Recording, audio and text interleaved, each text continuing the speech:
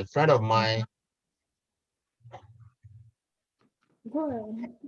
so a friend of mine reached out to me and I asked him to apply for the same scholarship I applied for, Academia Sinica, which definitely paid more, right? And then he couldn't get it. And I told him, okay, my university also gives scholarship.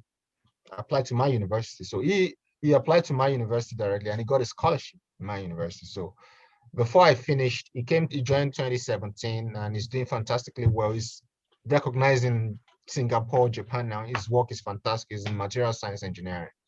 So that being said, that is just to tell you that the different kind of scholarship. And if you want to go through the university, coming from Africa, all you got to do is research. Maybe this will come up later. Well, I don't want to talk about it. Maybe later I'll come. I'll talk about it, in a wider scope. But right now, just go through a professor in a department, Google about him, read his profile, read the work he's doing. If you're interested in that, send him an email, shoot him an email, an unsolicited email, of course, with your CV or your cover letter, brief but loaded. If he's interested in what you're saying, he could just request a meeting, a Zoom meeting. You can talk, interview. If he likes you, once the professor likes you, you get the admission. It's easy. All you need is to write a professor.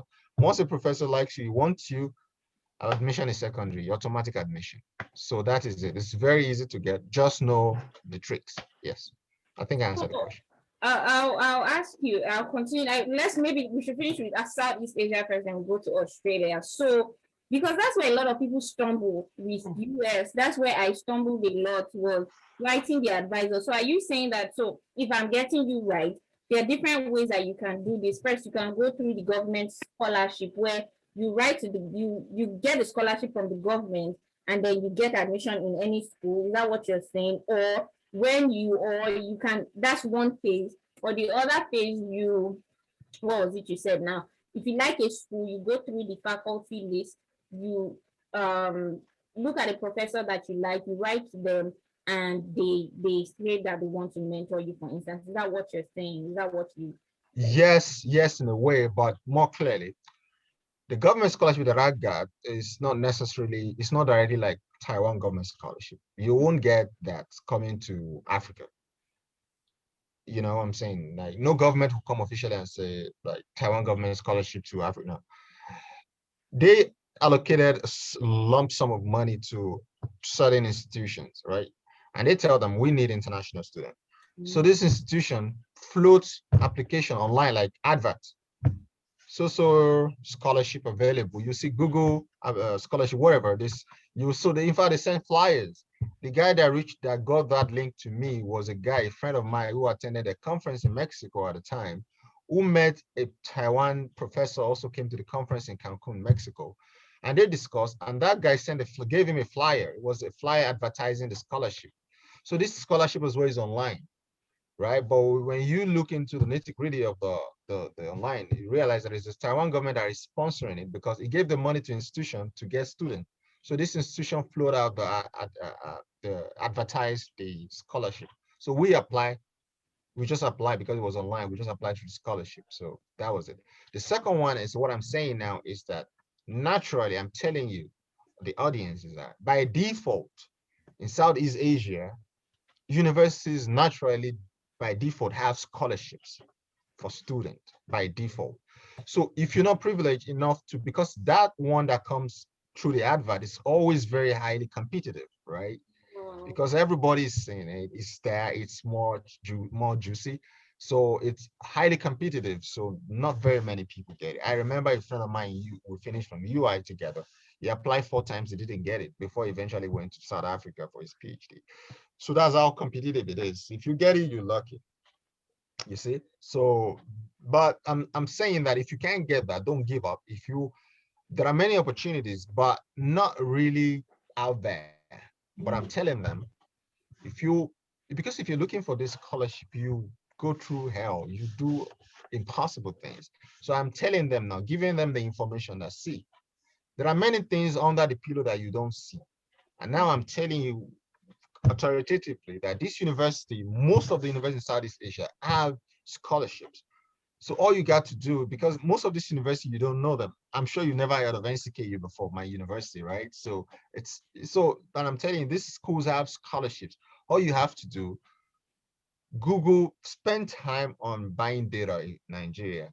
Spend time on these Japan universities, China universities, Hong Kong University, Nigeria, Taiwan University, Singapore University, Malaysia, fantastic schools. And then once you see them, look at the area of research that you like and look at the departments that houses such research area. And once you look at the department, look at the projects published by that department.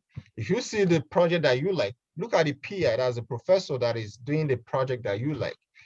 When you see a professor, you see, I'm trying to put you through the process, right? When you see the professor that you like, read his profile, look at his publication. Once you see his publication, read his publication. If you read his publication, read his most recent publication. Once you read his 5 most recent publication, read them and digest them. Once you digest them, try to find questions from those publications, and especially loopholes and potential things that you think could be done that they didn't do.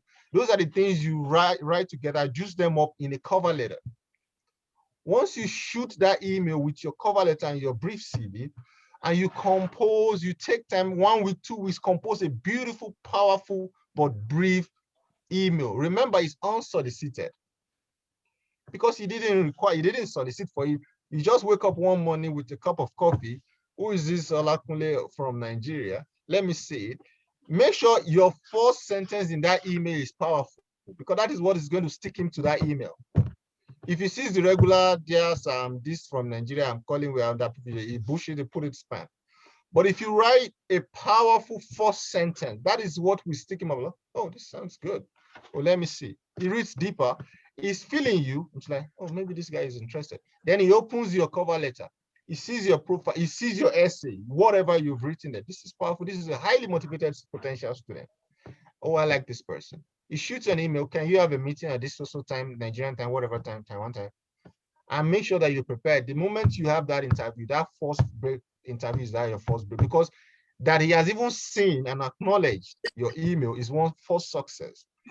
Granting you the interview is the second success, and it's not left for you. The ball is now in your court. Prepare and mess it up or mess it up. If you do fantastically well, bingo, it's all yours. That's how you do it. You guys get it now. So if you're trying to apply for external scholarships, and by the way, Aaron is like a scholarship doctor. He's like a scholarship master. He's always talking a lot about scholarship. That the kind that Dr. Isa is talking about, where you're applying externally for scholarship and you don't get it. He's trying to tell you that the schools themselves also have scholarships. So go and Google schools that he just mentioned in China, Japan, Singapore, Taiwan, all those places. Look at the schools, look at go to their department, look at the faculty members, look at the research they are doing, read the papers, come up with a brilliant email or like brilliant, would I say cover letter, and write to them. They'll just keep writing to them, they'll respond to you. So do they hire all the time? Like, what are the semesters? Like, for instance, if I apply now, is this the peak time to get in, or is it like September start date or January start date? What is it like? Is it they call it rolling cycle admission, or are there specific times? Is this a good time to apply, for instance, is what I'm asking? Interesting question. You see, apply anytime. Once a PI feels you, it tells you, okay, right now the admission has closed for the semester. Make sure you apply so time. They will tell you everything. So I'm telling you from experience. I've mentored, and out of my mentees that I've used this strategy for, at least I don't mentor that many people. I think up to now, like 5 of them have gotten it using this strategy. I tell them, I promise them, just word up whatever. Let me see what you write. If I feel it's good, try it. And I tell them, shoot at least 20. If you shoot 20, at least 1 will hit. Yeah. And I'm telling you, those that shot 10, 15, they got 2, 3 hits. So, and they got in. These are tips that we didn't know when we were younger, right? Right. Exactly. So yeah, that's where I stumbled, right? A lot of times. So if I'm hearing now that, oh, it's a little bit easier for Southeast Asia, guy, I'm going there. Oh, because I suffered a lot of heartbreak with my Canada and then US applications at the time. Let me see that. Are you guys getting it? Do you have any questions? Put it in the chat now so that we're hitting the nail on the head for you. I don't want this to be a waste of your time. Go ahead and start putting in your questions. You still have 15 minutes with each of them. But if there's anything that you really want to know, let me see. Before we go to Australia, if there's anything else. Okay, you already told us that we can, if we want PhD, we don't have to have a master's, but it might be a little bit harder. We can get funding. You already answered the question about getting a mentor first. Do they get monthly stipend? Do they pay them? So, for instance, if the advisor admits you, will they be able to? Do you have to find a job on the side to take you through school? Maybe they will pay for your scholarship to go to school, yes, but would they be able to pay you every month so that you can pay your house rent and pay your telephone bill, your things like that, or you have to figure it out on your own? Yeah, I've never seen a scholarship where you figure out. I've never seen all these things I'm talking about. They pay you stipend. They So pay you. when they pay your school fees, they pay you a monthly stipend that you'll be able to you'll pay your rent and things like that. The other question I want to ask is, after you graduate from, for instance, Taiwan, is it legally allowed for you to get a job like a postgraduate study, or do you have to go back to Nigeria?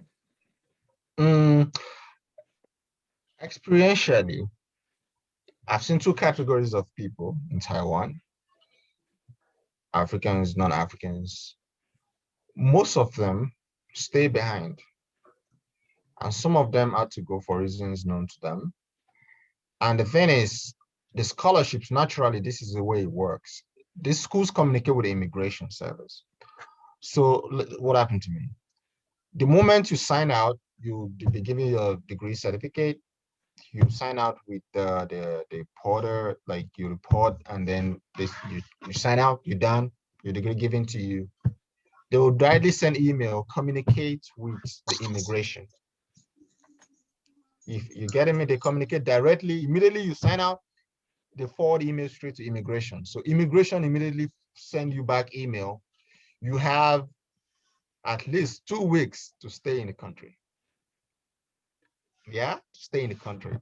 That is a legal thing. 2 weeks officially to stay in. So you have to start unpacking and go back to your country. The experience that I've seen is that some of these scholarships, they even pay your flight ticket back to your home country.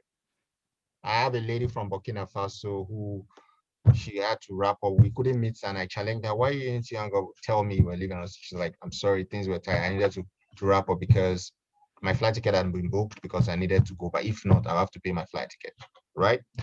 But not, in all rules, there are always exceptions. So the major thing is that this is the normal thing they do because they don't want you to constitute nuisance, not doing anything because you are in Taiwan. We know you to be under this professor, doing this under this university. So once you're not engaged anymore, you cannot be hanging out, constituting nuisance. So they want you, But so what happened is you go back to immigration and tell them you need to do so and so. So you need a grace of 6 months.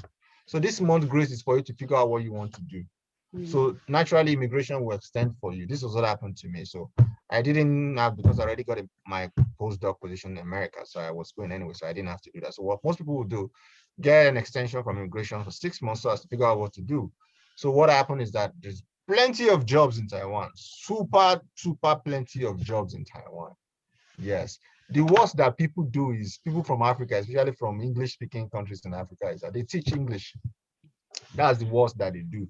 If they don't find professional job, like they don't find industry to work, or pending because now you are disengaged from university, you are stopped, your stipend has been stopped.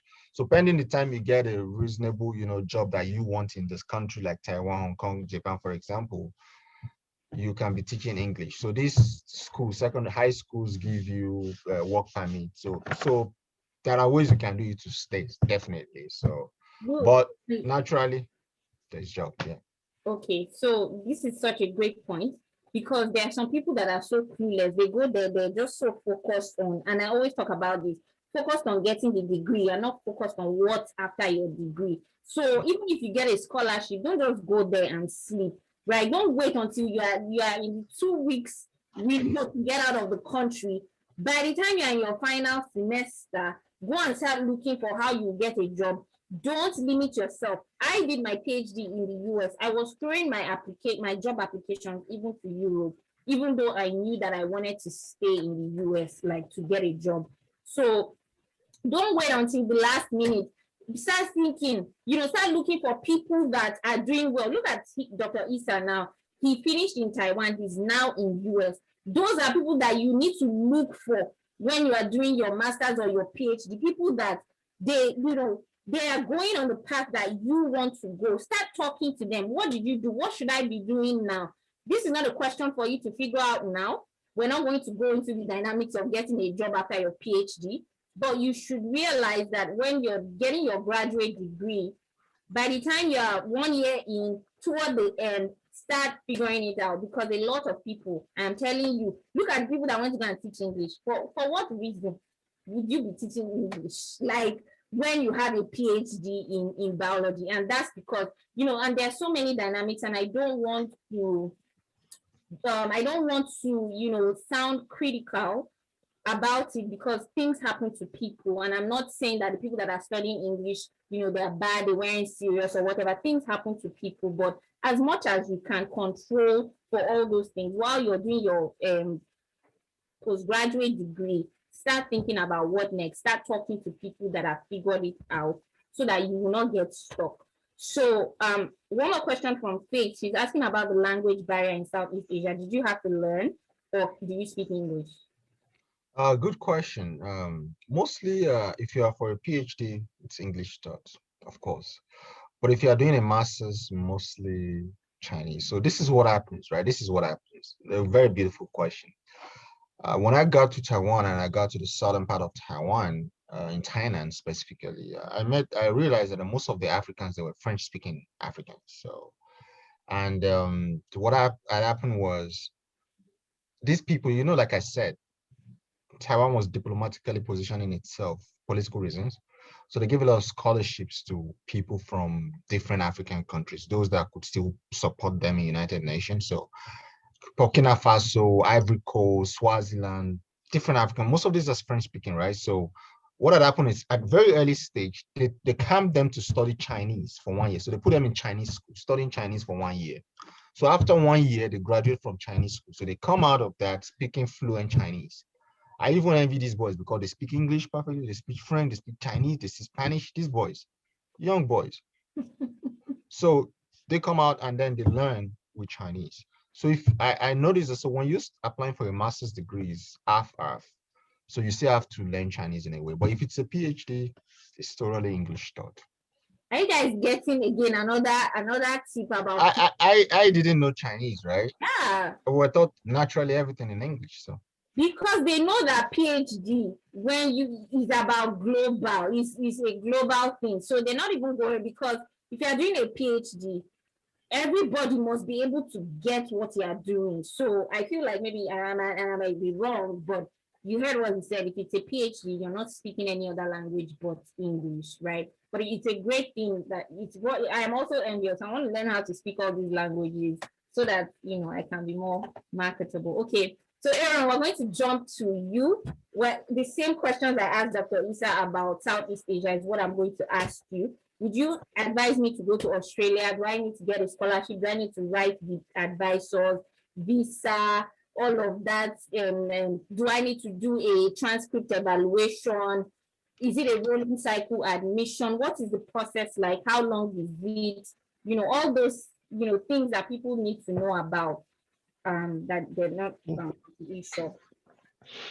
Okay, so if you're thinking of coming to Australia, and I studied in the UK and I studied in Australia, and I love Australia. I mean, I wouldn't give it up for. I mean, I find it it's better for me here for different reasons. If you're thinking of coming to Australia, things you should think of having is an English-speaking country. Think of taking an English test, IELTS, TOEFL, or any of the English tests. It might be waived for you depending on various reasons. Maybe you were taught in English and the school accepts the fact that you can give a letter from your university to say you were taught in English. Some universities will take that, but almost all Australian university will ask you for an English language proficiency test. Mine was waived only because I studied in the UK for my master's. Even when I was applying for my PhD here, some universities, although I studied in the UK, they still demanded for IELTS. And because I didn't have an English language test, I was denied admission. You know, so think of writing an English language test because it increases your chances. That's first. Most universities here, you don't need to do an evaluation for your results, sort of. So, but you need your transcripts, obviously, from your university, and you need your certificate, your original certificate. Obviously, you need your international passport, as it is with, applying internationally. You will need to write, like every other admission process, you need to write your statement of purpose, have your CV ready. Depending on where you're applying and what you're applying to, whether it's a PhD or a master's by research or a master's, some will need some kind of work experience from you. It is not compulsory for all cases, but if you're applying for a PhD, some professors or some institutions require that you have publications. PI or the professor who you're writing to or the principal supervisor, some will say, okay, you've done a master's or what you're doing, you can give me a proof that you can conduct research. Maybe your thesis, for instance, maybe an undergraduate thesis or your master's thesis if you're going on to PhD or master's by research. So those are kind of documents that you should think of having to increase your chances and begin to prepare some of these things if you're thinking Australia. Most Australian universities run on a semester system, and most of them have 2 semesters, so semester 1 and semester 2. Semester 1 usually starts between February and March and runs through to about June, depending. Semester 2 starts from July or August and runs through to the end of the year. Some universities do like a quarter semester where they do between November and December, and you just take short courses. So admission times it's between these times. I started my PhD in semester 2. So I started my PhD in July so it was one of the semesters. So these are the times that this is not cast on stone. There are flexibilities, especially if you are doing a PhD. Like Dr. Issa said, there are flexibilities to these things. So for instance, I applied for a PhD, but because I was writing supervisors, like Dr. Issa said, months before the semester started, I had gotten a supervisor earlier. We had discussed, we applied for admission, and I was said, okay, semester 2 starts in July. So you will start your PhD in July. So these are the months you should have in mind when thinking Australia. If you're looking for a PhD, it's every time. When you're writing cold emails, unsolicited emails to supervisors, looking out for all these opportunities, there's no time. Just write every day, every time.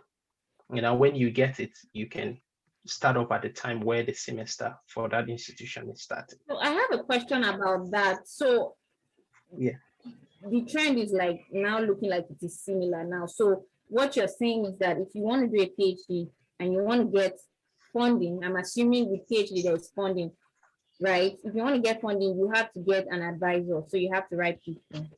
Do you have to do that for masters as well? Do they have thought and get masters like UK? Yeah, so I'm getting to that. Most of the universities, or a few universities that I know of, run MPhil programs. So my university they do a usual master's degree, which you do for 2 years. If I'm using my institution, for instance, the master's in my school is 2 years master's, where you still do the research and all of that. Then there's an MPhil component. So MPhil, Masters of Philosophy, and PhDs. So MPhil students and PhDs in Australia are tagged higher degree by research students. They are HDR students. They are kind of placed in the same class if you're doing MPhil or PhD in Australia. Now, in terms of scholarships, Australia has there's funding called a research training program, or a program called a research training program. RTP, and you can Google that as well. There's a video I spoke about this extensively, which is on my website that I can share earlier. And after this, you can also go watch and get some more insights. So they run the RTP program, Research Training Program. What happens is the government gives institutions money to conduct research, and these institutions recruits HDR students mostly. So they do MPhil, which usually is a master's by research, or they do PhDs. These two routes will require that you have supervisors mostly. So the university decides the way they want to disburse these funds and how they want to recruit their students. So one way that happens is that they give supervisors, or they give institutions money. Then the supervisors or academics within the school propose topics, research topics that they want students to research on. They put that on the university website and invite students to write the principal supervisors and say, oh, I have the skills to do this particular topic you have proposed. Then they write maybe a short proposal. And just like Dr. Issa said, they sell themselves. They write, beautiful emails, with their, very good CVs, the proposal, attach their documents, and sell themselves to the supervisor. Say, I have the capacity to do this topic. Interviews are conducted. If you're fortunate, then you are offered admission and the scholarship to do that topic, either for an MPhil or a PhD. That's one way the RTP funding is being used. Another way is that the university will say, okay, we have this bulk of money. We are looking for PhD students, which is the route I got into.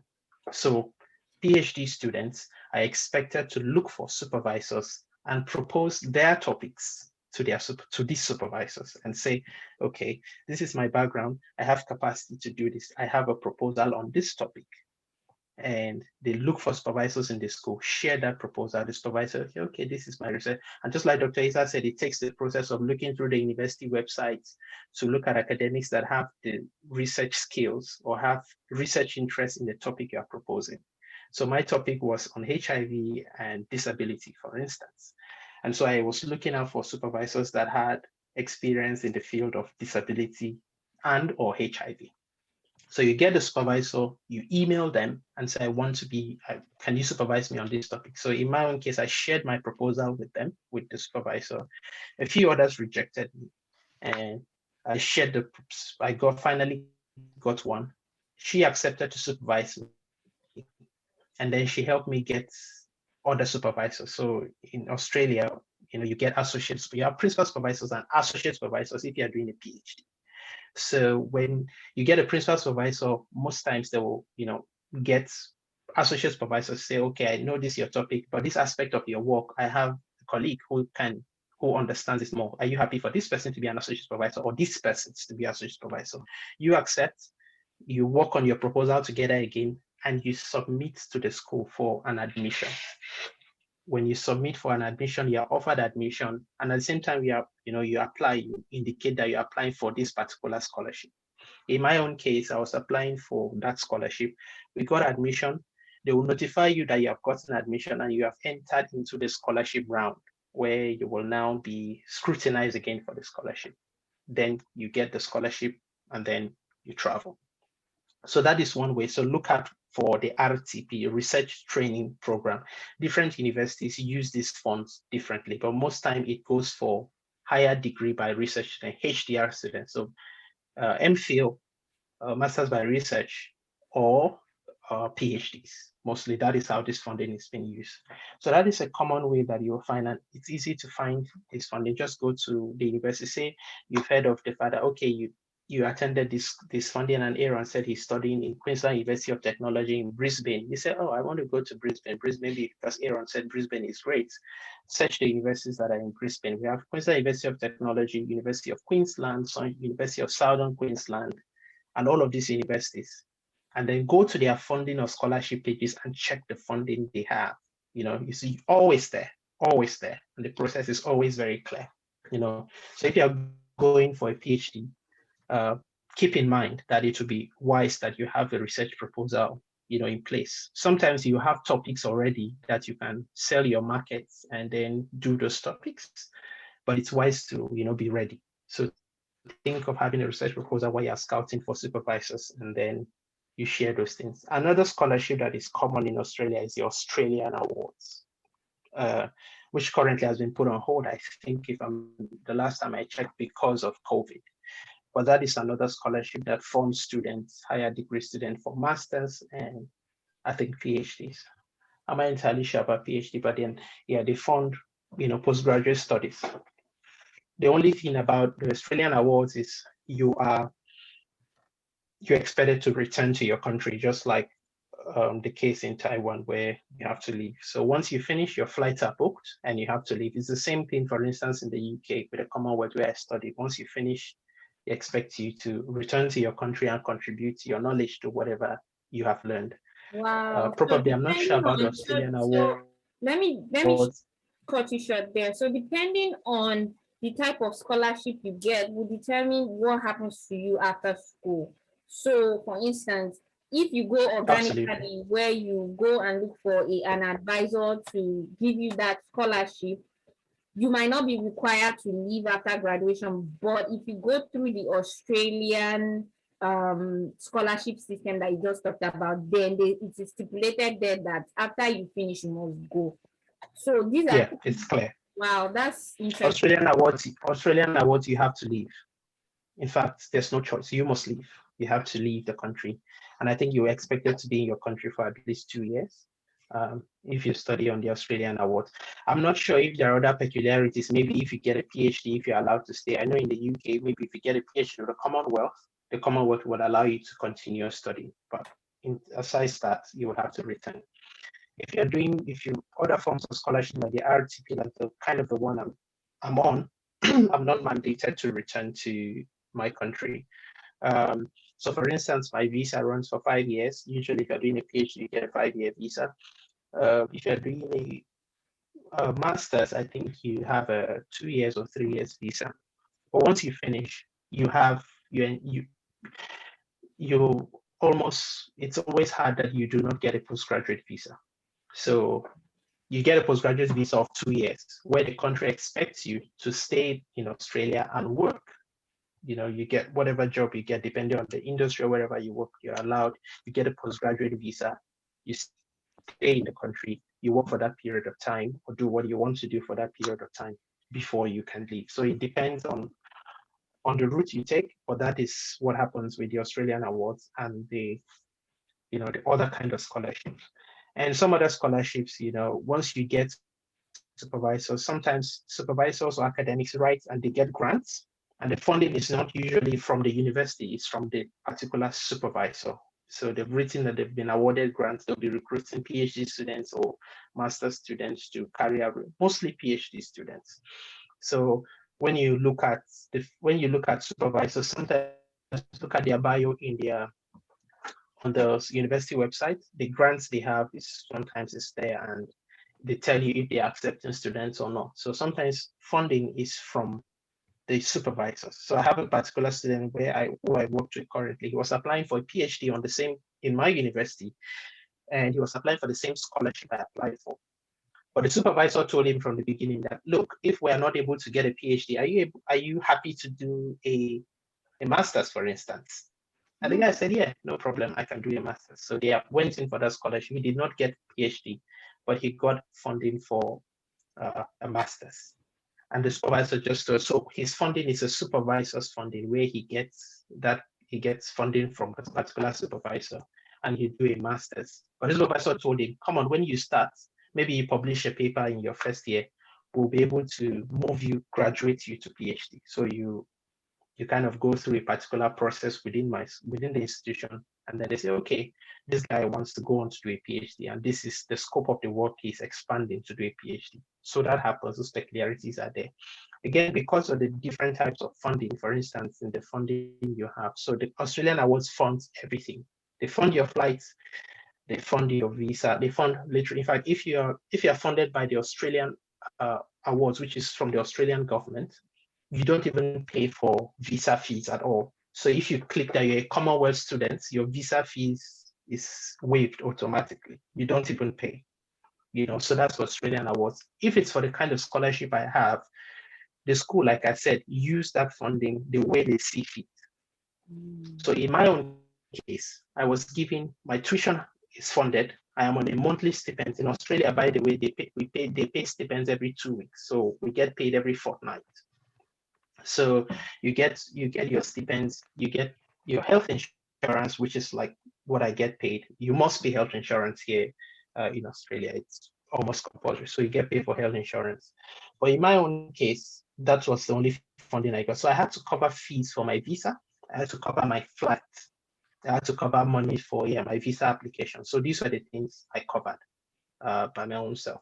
But as you will know, if you've gotten your scholarship, you've gotten health insurance, you've gotten stipends, the rest is usually not as tasking, depending on where you're coming from. So that was my own case. And because I had a family, we had to pay health insurance for my wife, for instance. So I covered that.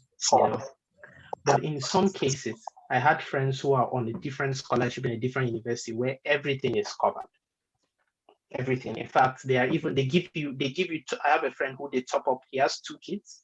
The scholarship comes with additional money to cover for his children. So they come in different bits and pieces depending on the funding you get and where you're coming from. So that's more of like a summary of that. And like I said, there's a video on my website that has some of these things and that you can look up later.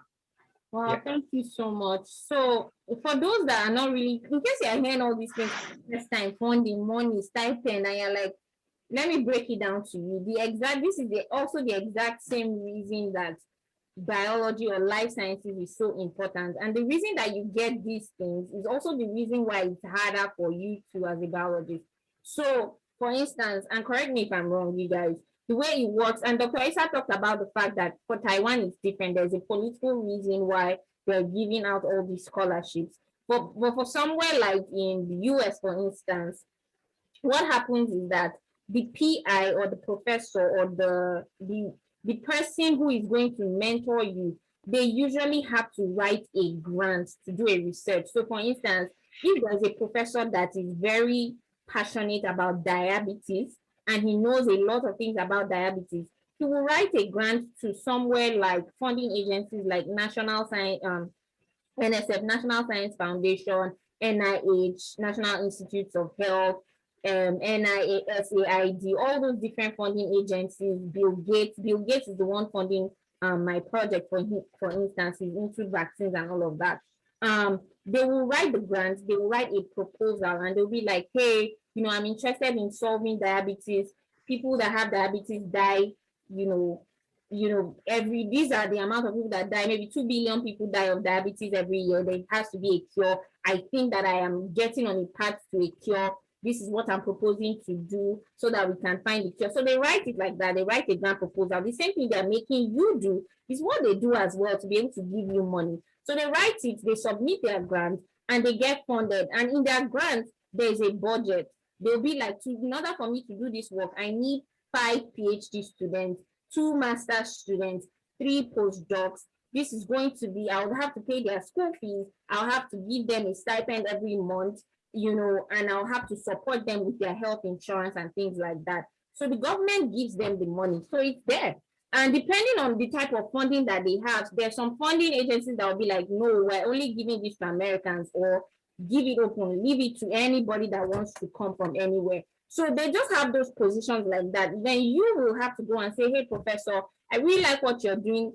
And, so the reason it is and this is not available for every program. This does not happen for people that are, especially masters, for people that are doing something that is not life related. I'm trying to look for, I'm not saying that other programs are not important, but listen, biology, life sciences, physical and material sciences, all these things are important to the functionality of human beings. And this is where money is being pumped to, right? And because of that, it's difficult for you a little bit. So you go and you write and be like, hey, professor, I'm interested. I want, I want to be able to study this as well. I'm very passionate about diabetes, or like Aaron, I'm passionate about HIV studies.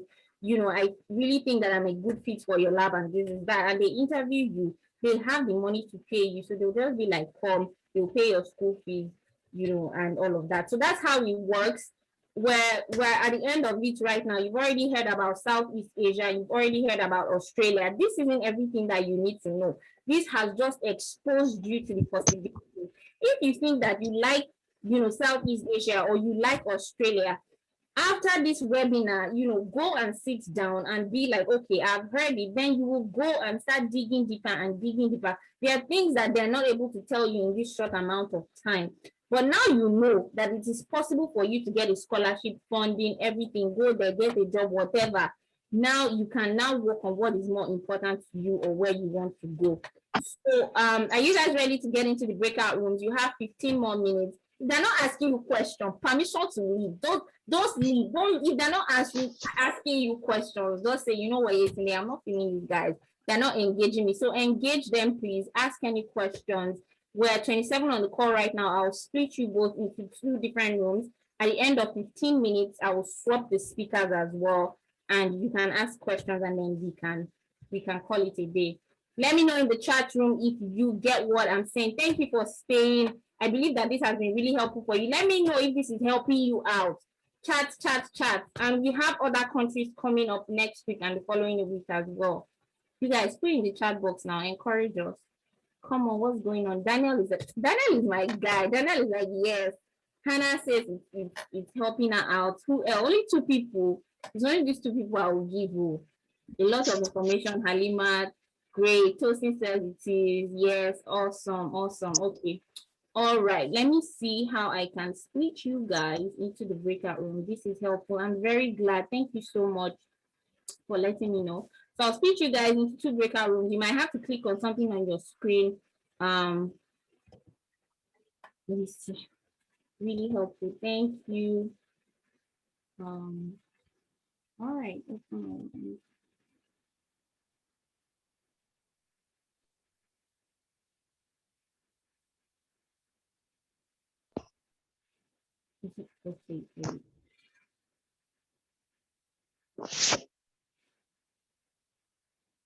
Aaron, I think you have to join. Aaron is in room 2.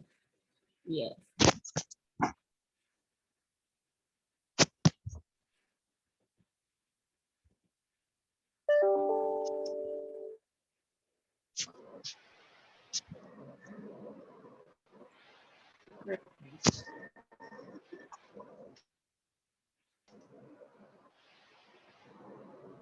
Please mute your mics. If you're not speaking.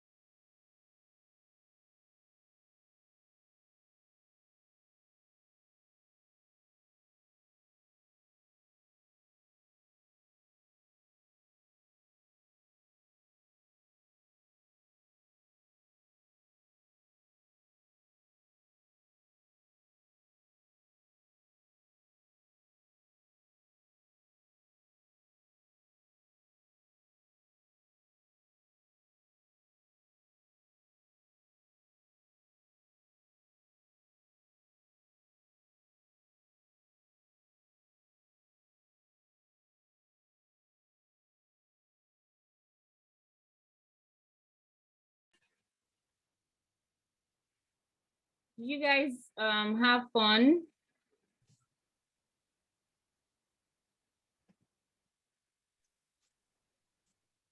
Was that beneficial for you guys? Please leave it in the chat. Let's know if it was beneficial for you. Let's know. And don't forget, always ask people questions. Don't try and figure it out on your own. Even if you sending an email to advisors, reach out to people that are in that country. They might be able to help you, give you, they might be able to knock on doors for you. I always share this a lot.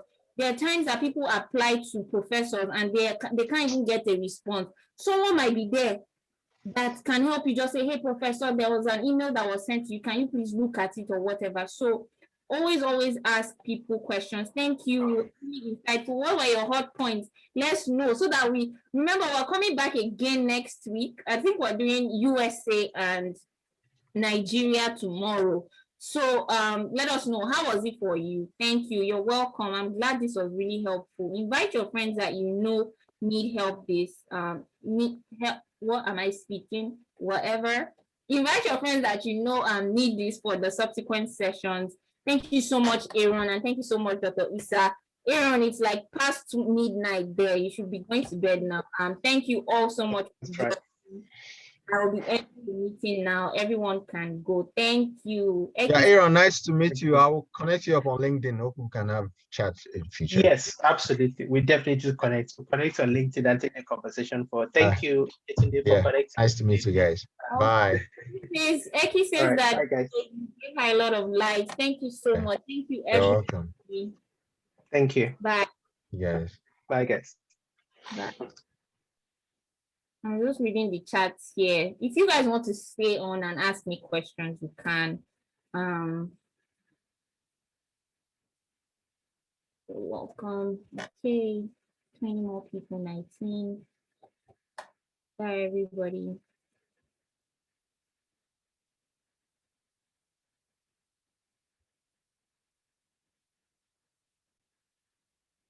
You're welcome.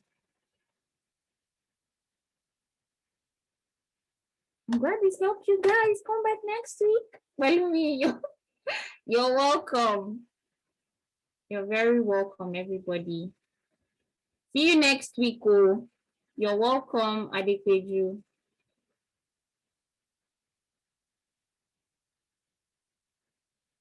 All right, I'll be ending the meeting now since you don't want to leave and you don't want to ask me any questions.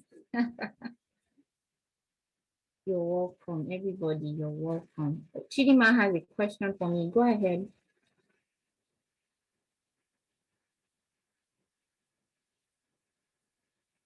Chidima, you can unmute. Maybe I should make you unmute.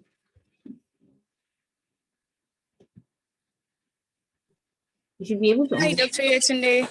Hi, Chidima. What's up? I'm good. So I just have a question. I heard what you said when we're talking with Dr. Isa concerning the opportunities or the funding made available for PhD students as compared to master students. Yes. So I wanted to know, are there like additional requirements, someone who just graduated like with a BSc that you need to have before getting into PhD, or is it just the same thing for both MSc and PhD programs? So it depends on the school, it depends on the country, or there are so many factors. So for instance, I went straight from bachelor's to PhD, but like I said, they always want you for the longer haul because it pays them budget wise. They're going to get a lot more value from you if you do a PhD compared to a master's. But I applied for a master's degree because I knew they always write it on the website that there's some websites that will be like you can get into a PhD program directly with a master's degree program. However, get into a master's degree program first, spend 1 year. If you feel like you want to continue on with a PhD, all you just have to do is you just have to write a letter or just signify that you want to do a PhD. So that was what I did. I actually applied for master's degree. And then when I got in, I told my advisor from the get-go that, look, I want to get a PhD. That's what I want. And it was like, okay, no problem. So after you take a certain number of credit units, then you just basically, your advisor just writes a letter that I want this student to continue on as a doctorate student. And all the amount of hours, all the amount of years I had spent as a master's student was counting toward my PhD. So, for instance, I think I spent 1.5 years when I made the switch. It wasn't that when I entered the PhD program and I started again from year one. No, it was as if I was a second year PhD student. Do you understand? So, Okay, yeah. do I need any more? Were there any other additional things that I needed? No, I just had the person that I spoke to just said that they wanted to have a writing sample from me, and that was my undergraduate thesis. It wasn't published at the time, but I emailed it to her. We got talking, and that was it. So I didn't need any skills. Like I said, I just did my bachelor's. I went on to PhD. I just did my bachelor's. I went on to NYSC. So I didn't have any skills at all. And as much as people try to say, oh, it's important for you to have this, important for you to have that, I don't want you to be too hard on yourself if you don't have all of that, because they understand that you're just an undergraduate, you're just leaving school, and they're happy. There's some people that are very happy. Like when they see that this person is an undergraduate and they want to do a PhD, they're always happy.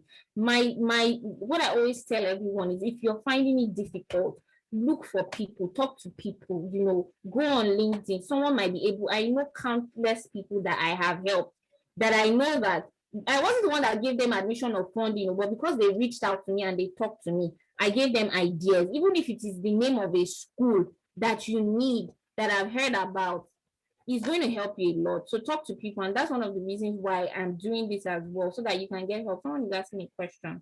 Does that help, Chidima? Yes, it does. It does. It does. Thank you very much. You're welcome. Is this Amara? I'm not really sure. Amaka or Amara? I can't really. Amarachi, do you want to unmute? I wake up every day with thoughts of my PhD admission. I am on LinkedIn. I've signed up for different newsletters, contacted schools, no success. I'll be through with my MSc by August. I have already lost some years in terms of realizing my dream. Or how do I get a PhD program with PhD funding by September 2022? In fact, I'm available as from January, even though I discovered most schools. Yeah, that was me as well. I feel your pain. Reach out to me on Staying Bio. Where have you tried? Let's start with that. You can unmute so that it's faster. Okay. Where are you and where have you tried? Where I am now. Are you in Nigeria? Hello, can you hear me? Yes, I can hear you. Yes, I'm still in school. I'm about rounding up my master's program at University of Nigeria, Soka. I'm through with my coursework. Okay. So So by August, September, it should be done. Where are you getting all the denial from? Where am I getting? The denial. You said that you haven't had Yeah, contacting supervisors directly, especially Canadian supervisors. Some of them don't reply. Some reply like, I don't have any space in my lab, or there's no space for you for fall admission of this year and all that. So I don't really know how to just figure it out and get it done. So I can find. The problem is not that you're not getting funds. The problem is that you are saying there's no space. Is that what? Yeah, I've gotten the one of there's no space. I've gotten the one of I don't have any space in my lab. Others give me some guidelines that okay, apply to this school, through the website and all that, but they didn't really promise to supervise me and all that. And also discovered that some of them need this English proficiency certificates and be proof of English proficiency. So I'm still planning on maybe writing TOEFL if possible before the end of the year, so that I will have a better chance in English speaking countries. But I just want to know if there's anything I'm missing out so I can get it straight and I realize my dream. It could be a lot of factors that may be causing it. You might be applying to the wrong type of schools. And I'm not saying wrong type of schools in the sense that you have to also put yourself in the shoes of the professors. This is what I like to tell people, that you don't know you from anywhere. For them to say Okay. that they want to give you money, scholarship, because they have to report back. Remember, I told you that they're writing to these funding agencies, and they have to write back to them and say, hey, this is what I've done with this money in certain amount of time. There have been people that have gone to schools, they got admitted for PhD. The advisor gave them 1 year scholarship, and they jetted and they said they're no more going. They've had bad experiences. They have trust for people that they can see. So you have to understand that these are professors that are also teaching undergraduate students. They have Okay.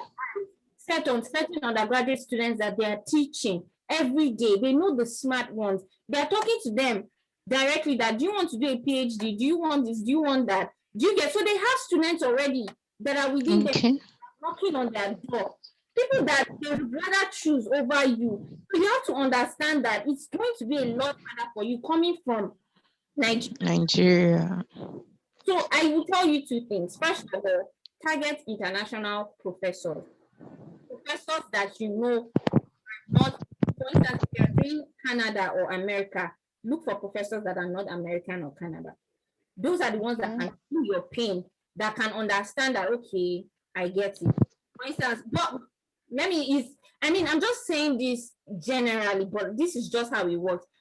The person who gave me admission was actually an American, but at the end of the day, she ended up leaving my school, and I had to look for another PhD advisor. The next PhD advisor that I went to is a Russian, and from the experience that I've had, all the students that he's had are international students. He will always look at their application. He will always look at their applications over other people. So there's that. Look for people that are look for international professors. Look for schools that are not so competitive. There are some people that write to Georgia, that write to top schools like University of Massachusetts. There are some schools that the application process, you said you will know, and you've already said it, that most schools are only available for, they've closed, they only allow full admissions. Those schools Yeah. are competitive. I'm telling you, if there's a school that is looking for people, they will open their portal up for January admissions. My school was the University of Southern Mississippi. It sounds crazy to some people, but my program was absolutely amazing. It wasn't about where the school was located. It was about Okay. professors that were there. It was in Mississippi. Okay. They had programs that were second best in the US. Wow. Schools that are not so popular. You know, people tend to look for schools that are in New York, Boston, places like that. And I don't know about Canada, maybe Toronto or things like that. There are schools that are looking that they want to gain popularity, and popularity for them means national applicants. There are people looking Okay. for you. You just need to know them, right? And this is why it's so important for you to be joining places like this that can give you all these insights. That's something I'll tell you. Look out for international professors. Look out for schools that are not so popular but are doing great work. But you will know how that they're doing great work when you look at their profile, when you see how many publications that they have. Third thing I would say to you, see what the third thing is, it has already talk to people. So if you're going to Canada, look for people that have done, maybe a Nigerian, maybe that might be your assignment, that you might just put on your Instagram. Please, do you know anybody that is currently doing a master's in so and so in Canada or in America or in something? They know things that you don't know, and you want to know what they do. Or even if it is inside, even if it doesn't have to be a Nigerian, maybe you've applied to a certain professor, right? Another thing, write to the graduate coordinators, especially in the US. I don't know how it works in other countries. We have graduate coordinators. God, I bombarded this guy with emails. And I'm not saying less emails and things like that. That's not what I'm saying at all. But you need to be very strategic with your application so that by the time they look at it, at the end of the day, the school that I applied to, I had written up to professors. They didn't accept me into this school that they later got admission in. But there was a week that I wrote that one person that I did not reach out to, she was the one I reached out to. Wow. When she saw her name in my statement of purpose, she was like, you studied microbiology, I'm studying cancer. That's another thing. Is don't be limited in the programs that you're applying to. There are places that they're looking for people, but you are so specific that you're looking for only a master's in something, maybe diabetes, but there is more money for something in bioinformatics. They're not Okay. be a lot harder for you. So there are so many things. So at the end of the day, she was doing breast cancer. She was like, hey, you wrote in your letter that you were interested in me. Can we talk? That was how I got in, because I didn't want to do anything cancer. I just wanted to do something microbiology. And that was how I got in. So be very careful. There's so many things that play that you just need to be aware about. Sometimes it's about you saying, okay, let me look into bioinformatics opportunities. And that might be it for you. It might be that you have to do something genetics and you were maybe in virology or something funny like that or whatever. So there's so many things that play, but I'm very serious about the fact that you need to find people that you can talk to. If someone is in America and you want to go to America, go and talk to them. How do they do it? Do they know? Because they might know of opportunities in their own department in their school that they can quickly tell you about that you won't see online anywhere, but it's because you spoke to them. I said so many people that have helped to knock on doors because they reached out to me. How would they have known? They would have just been suffering. So I hope this helps you. If Yeah. January 2022, start putting all these things into perspective. Start reaching out to them now. Start talking to their students. Even if you don't find a Nigerian, reach out to their students on LinkedIn. If you see there's some websites that will say that, here are the students in my lab. You can email the students in the lab, tell them, especially if they're international, that you've been trying, sent an email. They might be happy to just go and ask their professor that, look, there's a student that has been emailing me. Oh, He wants, can you respond to her email? You might reach out to them on LinkedIn. Just talk to people. It helps. That's just what I'll say. okay. Okay. How do I follow you on the social media? And seeing bio. How did you hear about this program? No, I saw the advert, I think, on Facebook. Okay. So I signed up and it sent me a mail. So I'm on Instagram and I'm on Facebook. I'm also on LinkedIn and stay in bio. But my LinkedIn name is my name is Adeomi. Let me put it here. Look out to people. That's just what I'll say. And I don't know if you guys, the people that are following me on my Instagram, they've seen that I talked about somebody recently that got an internship because I contacted somebody that helped her to go and meet a professor that was not replying to her email. Okay. An internship. I'm not saying that I know anybody, or I'm not saying you. I understand. Just clarity. Yes, just reach out to people. That you will never go wrong if you do that. Okay. I'm grateful. Thank you so much. Are you stubborn or what? Thank you. More questions before I go. Time has gone. All right. Okay. Well, there are no more questions. I'm gonna leave. One more person ask me a question. No, we can't. You can't go, Emmanuel. You'll be all right. But no, definitely, you guys will be fine. You'll be fine. Just reach out to me, email me. It might take me a while to respond to you, but I'll always respond to you. I might hear about a school next tomorrow that is competitive, that is not competitive. And I'll be like, hey, I heard about this school, who apply there. But I can't know, if you don't reach out to me first, I can't know that you're in that situation. Do you understand? So even if I might not be able to help you today, someone might tell me something in 2 weeks that I will be able to, I'll be like, Amara, she's the person that I need. Let me go and reach out to her and tell her about this opportunity. Somebody right now he's on my WhatsApp. We've been talking for about 2 years, and I reached out to. How many of you saw the Instagram stories that I posted about a lady that wanted internship? If you were on my Instagram, you saw the post. Great. So I reached out. This lady wanted. She's older, a lot older than me. She's about 45 years old.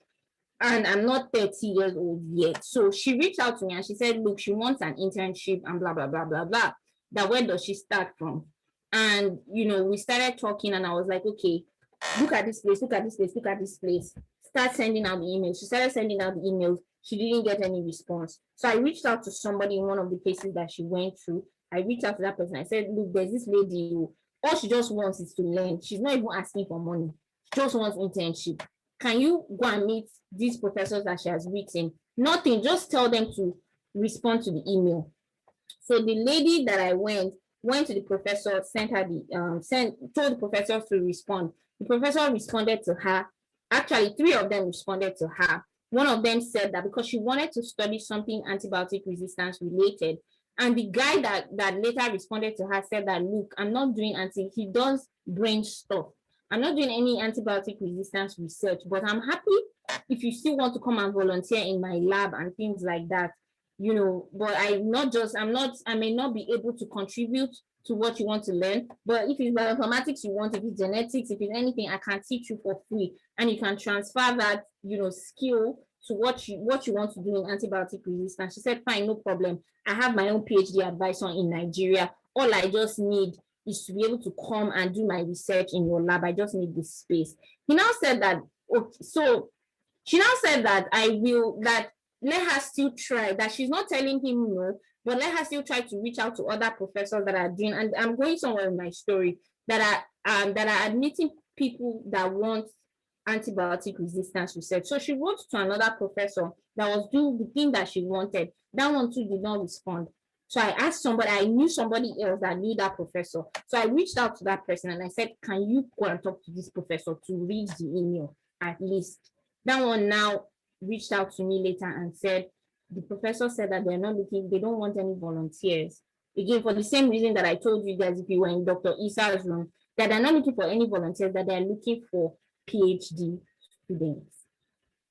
So I told her that, and she then accepted the offer from the other professor that was doing brain, and was like, okay, no problems, you can come to my lab and things like that. Now, I had that information that other lady told me, that she said that they're only looking for PhD students and that they're not looking for volunteers.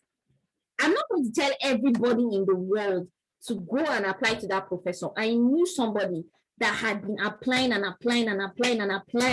to the US, and I knew that he was interested. And I said, look, I heard that there's PhD opportunity in so lab, in so school. That's just all I have to tell you. And he basically wrote an email to the guy. This is me trying to help someone else. But because of me trying to help someone else, I had information that another person needed. When he reached out to me 2 years ago, I wasn't able to help him. But today I heard of an opportunity. So he sent the email and they responded to him. They were like, okay, good, you're interested in our lab. You know, here are these certain, you know, papers that we've written. Let's talk about it. Write me a proposal. And that's how, I don't know how it's going now. I still have to reach out to him.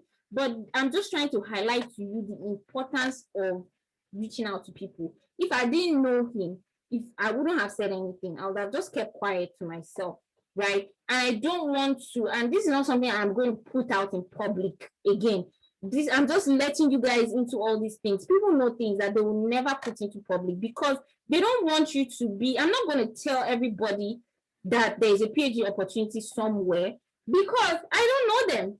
Do you understand? If I don't know you and I cannot really vouch for you, I cannot be talking to somebody about you if I don't know you. Do you understand what I'm saying? So it's not because I'm mean or I'm wicked or something, but if I've not heard about you on a personal basis and I've talked to you 1 or 2 times, except it is a public information, I won't make it private. I won't make it public. I will make it private. It's only people that I know that need that type of help that I would tell. That I know that to a good extent they will not disappoint me.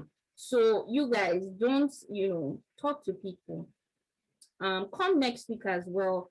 There is USA. 4 people are even coming for that one, and there's also Nigeria. Because the truth is that not everybody may be able to travel abroad for their program, but there are people that are doing great stuff in Nigeria as well that are traveling today and tomorrow. They are going to UK. Tomorrow they are going to US, paid for from Nigeria. So I hope this has helped you guys. I think that's the last question I'm going to take. One more question before I go. Amarachi, did I help you? Yes, you did. So when I tell you guys, when I put out post on my Instagram and I'm saying, oh, come to one-on-one, if I'm not going, the people that are that I know that are looking for those opportunities that I would tell. I'm not going to tell the entire people that are following me on Instagram. So there are people that are in my DMs that I know, to people that have gotten internships because they attended the webinar, because they came on one-on-one, because they followed up with me after that. So I'm telling you guys, it helps. Reach out to people. If you know, you learned a lot from Dr. Isa and he really helped you, reach out to him. Tell him, hey, I'm trying to apply to Southeast Asia.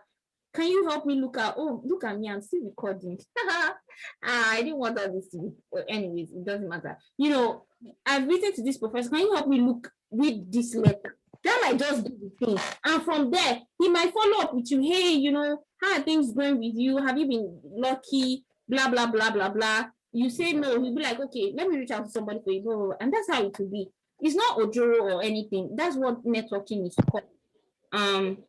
Any more questions? One last question. And we will go. Next. Okay, one last question. Let me ask. Wait, let's first of all see if there's any other person. I'm going to call people out. I think Chidima has already asked. David, Emeka, Emmanuel, Faith, Mardia,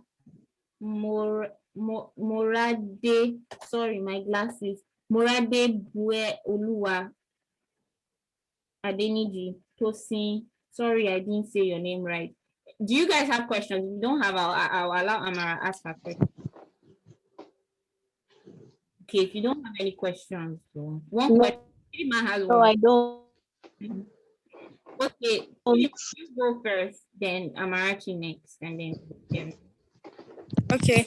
My question is concerning the internship stuff. So I don't know, is it possible for one to have internship opportunities without necessarily being in a program like in an MSc or PhD program? Can you just apply to go learn in, I don't know, for lab experience just like that without necessarily having a program you are into?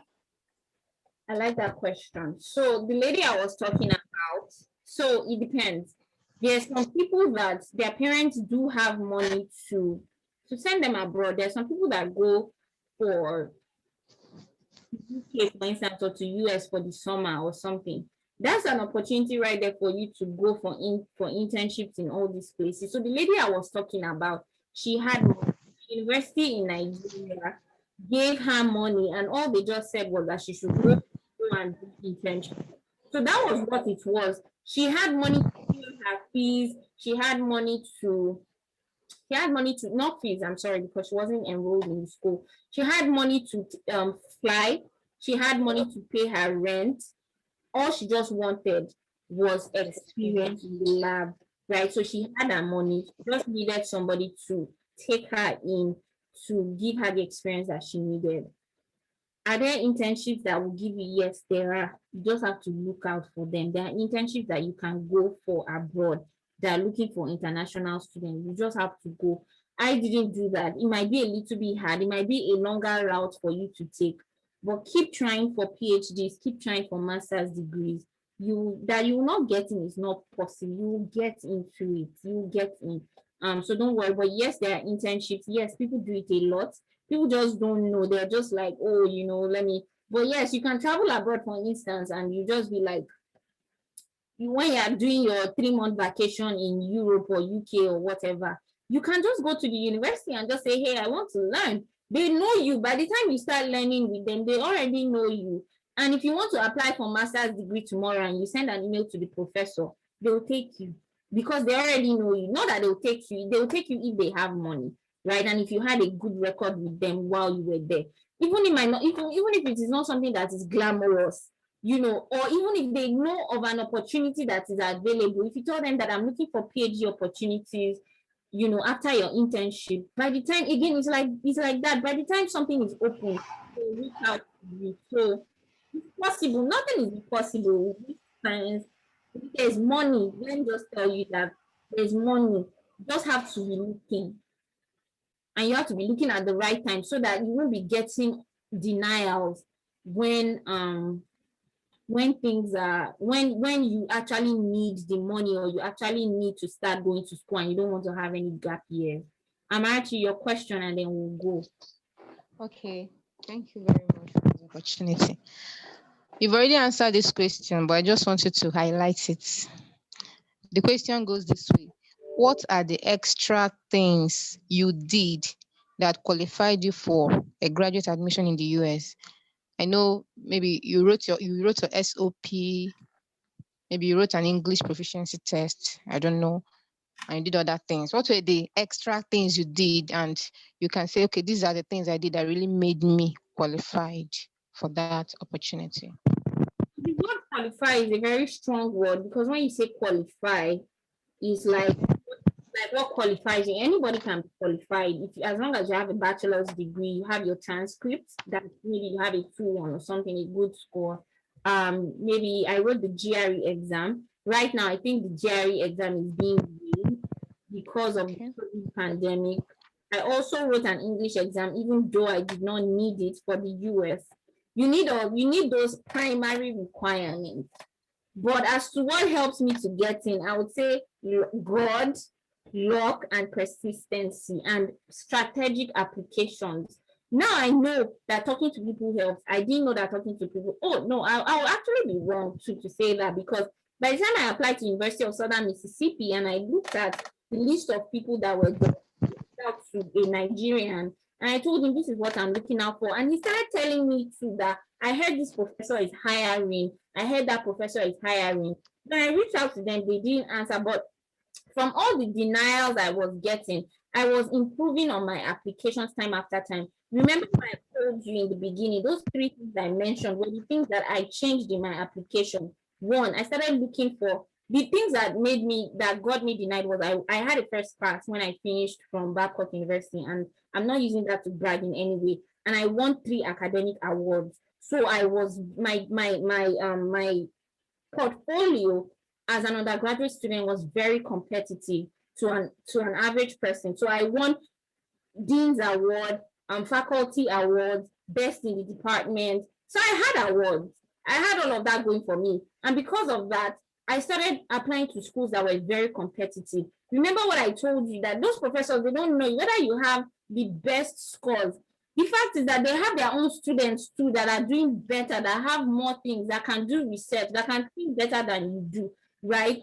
So that was one of the lessons that I learned, that, okay, Yetunde, even though you have a great portfolio as a student, tone it down a little bit. Stop looking at all these schools. Know what I want, right? I had to be very humble, enough to realize that. So one, I had applied to, I think, about 5 schools that were very competitive because I felt that but I have all these things, I've won all these awards, I have first class, my GRE score was perfect. They should be able to take me. It was a lie, they didn't take me in.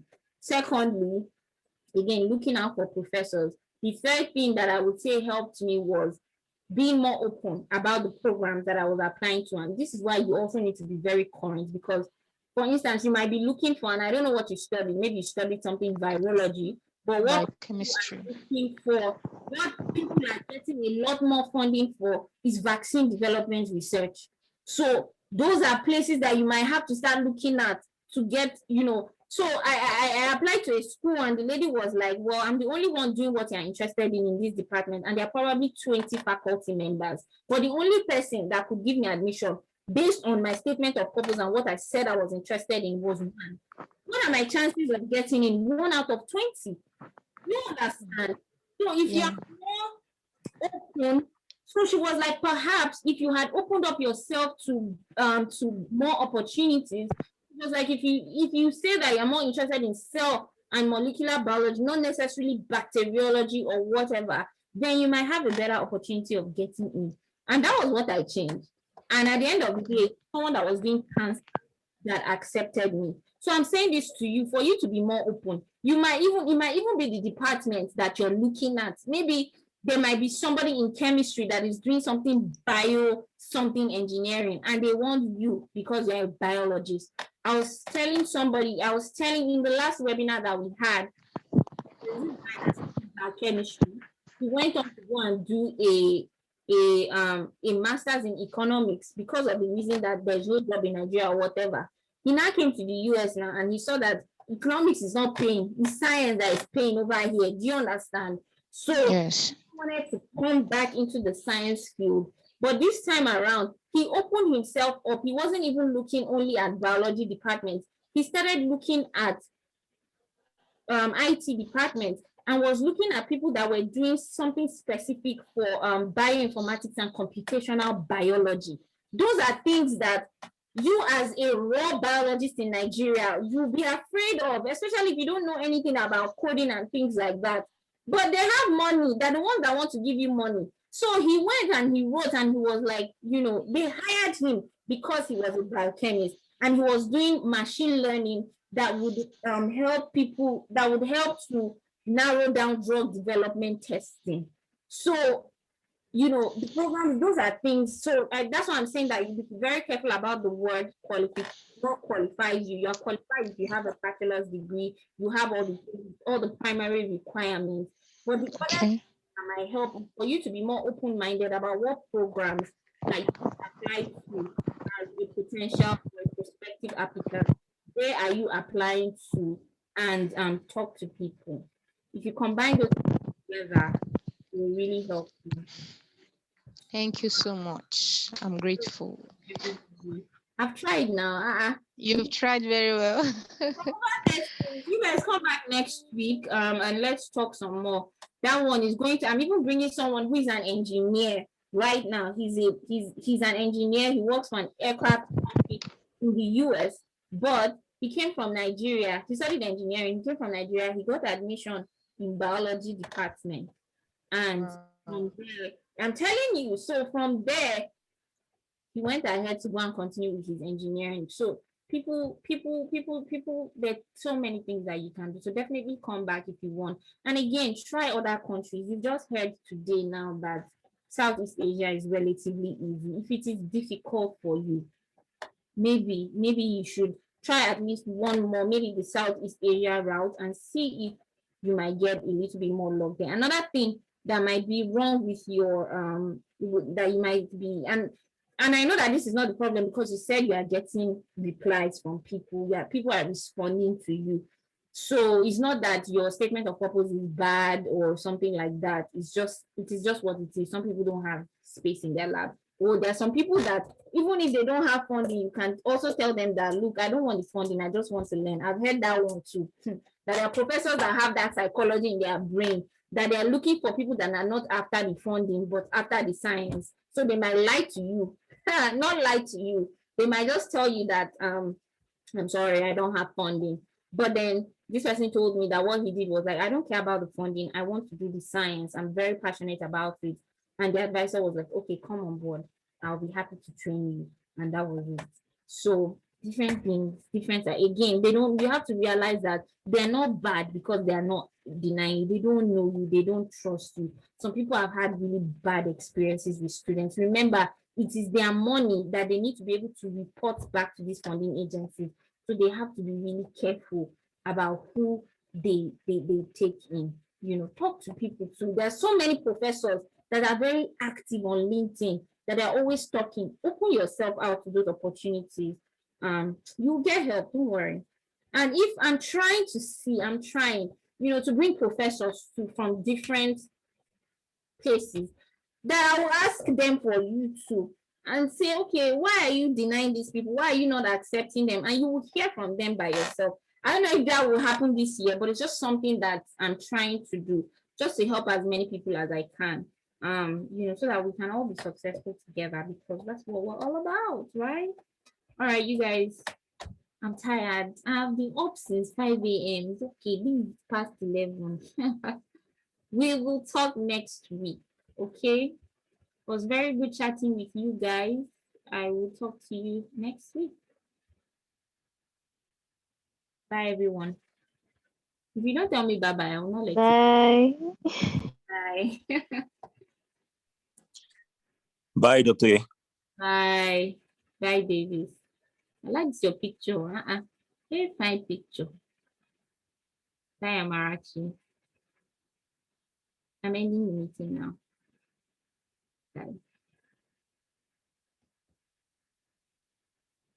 You're welcome.